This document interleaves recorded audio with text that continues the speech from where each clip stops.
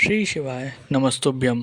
स्वागत है आपका शिव पुराण श्री रुद्र संहिता तृतीय खंड 39वें अध्याय में ब्रह्मा जी का मोहित होना।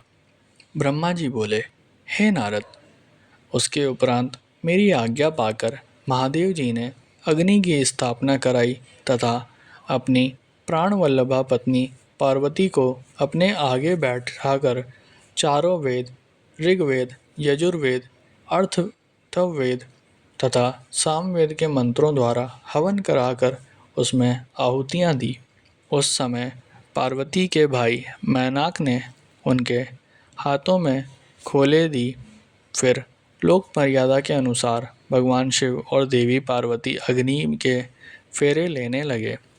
उस समय मैं शिवजी की माया से मोहित हो गया।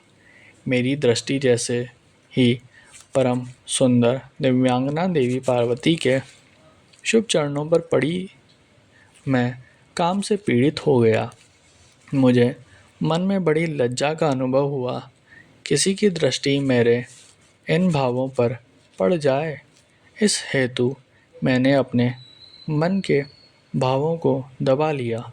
परंतु भगवान शिव तो सर्वव्यापी और सर्वेश्वर हैं। भला उनसे कुछ कैसे छिप सकता है। उनकी दृष्टि मुझ पर पड़ गई और उन्हें मेरे मन में उत्पन्न हुए बुरे विचार की जानकारी हो गई। भगवान शिव के क्रोध की कोई सीमा नहीं रही। कुपित होकर शिवजी मुझे मारने हेतु आगे बढ़ने लगे। उन्हें क्रोधित देखकर मैं भय से कांपने लगा तथा वहाँ उपस्थित अन्य देवता भी डर गए।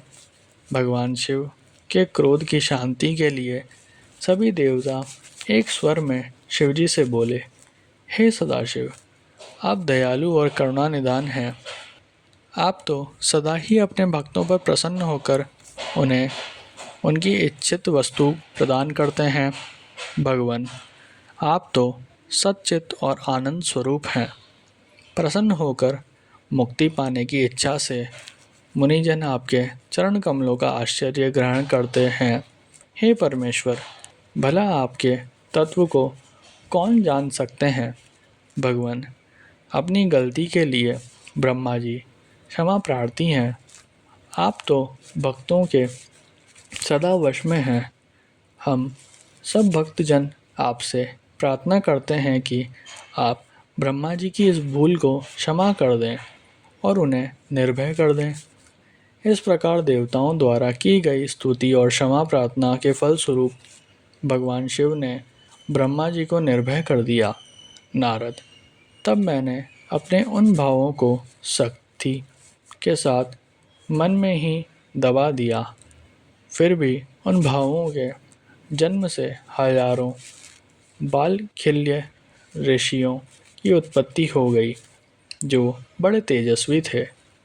ये जानकर कि कहीं उन ऋषियों को देख शिवजी क्रोधित न हो जाएं, तुमने उन्हें गंधमादन पर्वत पर जाने का आदेश दे दिया। बालखिल्य ऋषियों को तुमने सूर्य भगवान की आराधना और तपस्या करने का आदेश प्रदान किया। तब वे बालखिल्य ऋषि तुरंत मुझे और भगवान शिव को प्रणाम करके गंधमादन पर्वत पर चले गए।